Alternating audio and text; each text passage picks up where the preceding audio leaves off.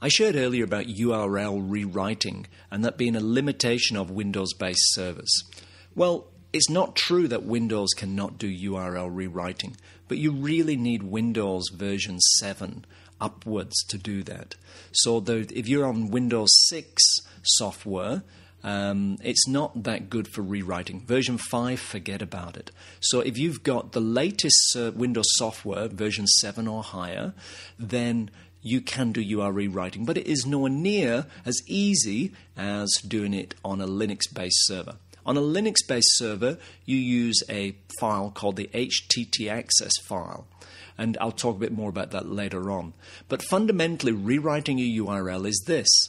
Let's, for example, say you have a computer system that pumps out a URL, which is the web address, such as blah, blah, blah, blah.com / file1 $36, x equals 22b / x equals pqy. You're going, oh, what is that rubbish? Now, that is a very, very involved URL coming out of a computer system. You would really want a URL that told the users what it is that you're doing, such as shopping cart, and such as product, let's give the name of a product, such as nuts. I like nuts. Such as nuts. So now your URL, instead of the ugly URL, you could actually rewrite it to become myhappywebsite.com / products / nuts.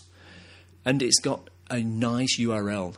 Google also picks up those URLs because they have keywords, and it uses them in a far better way than the previous example that has got really ugly question marks and exclamation marks and all sorts of funny characters in there.